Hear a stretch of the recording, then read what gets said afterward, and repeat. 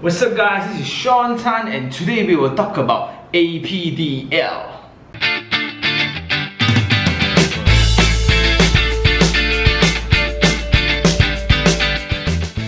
So what's up guys, today we will talk about this thing that most of the time when you book a property, it's always an excuse by or a jargon by the agent saying that hey, we have not APDL, you cannot sign your SPA yet.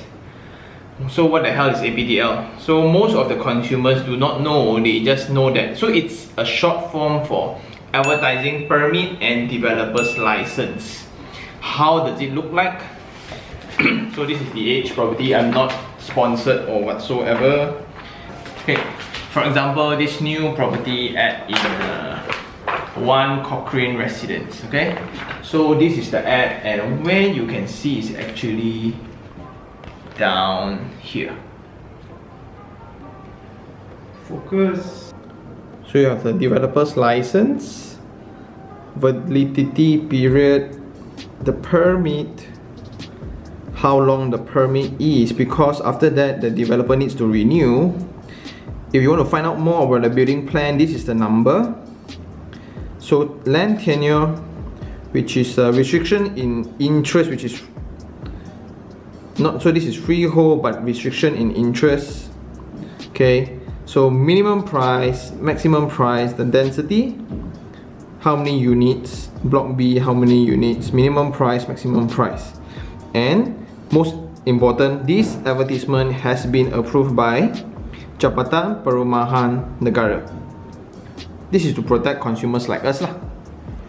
So inside there's a few documents, because this is to ensure that the government know what is being launched and what is the price and what is the development all about. And this is to also protect consumers from being conned, where whatever launch needs to be approved, where the developer needs to apply for a license and to actually have permit to advertise as well. So what is inside this APDL would be the developer's license. So if you want to sue the developer, that's the code to sue. So, and how long it's valid for. Also, it also shows the tenure, like leasehold or freehold of the particular property or development, the name, the expected date of completion, the minimum and maximum selling price of the property, as well as the building plan. So if you are familiar with development, right? So what developers do is when they after they acquire land, they will develop a design and to ask permission from the local authorities to develop. So the local council will actually give permission by reviewing their submissions of drawing and issue them a development order. So in a development order, then developers are required to submit this thing called the building plans. Building plans, to be approved, you need to go through like I think 16 different authorities. I'm not very sure, but you need to go through the fire department, you need to go through landscape department, go through building department, go through to ensure all of the required specs in the buildings are fulfilled. This is also to just protect consumers lah. After all that specs are being reviewed and approved, there will be an approval of building plans. So they always short form called BP lah. BP, after they being approved, then only the developers has the authority to apply for this thing called the APDL. And after you receive the APDL, only you can start selling. However, that's the books lah. In actual fact, most of the development now, they are using this called the pre-booking stage or pre-launch or keywords like that to actually entice people to book earlier. So what they do is they provide you a lot of rebates or discounts to actually lure you in to find out more about the project. So in this stage, can you sign SPA? Not really. That's why developers sometimes they collect your booking fee for a while. Actually, booking is already not allowed lah, but then Malaysia boleh, right? After you submit booking fees, then only you will start signing your SPA after the developers get their APDL approved. That's a permit of selling lah.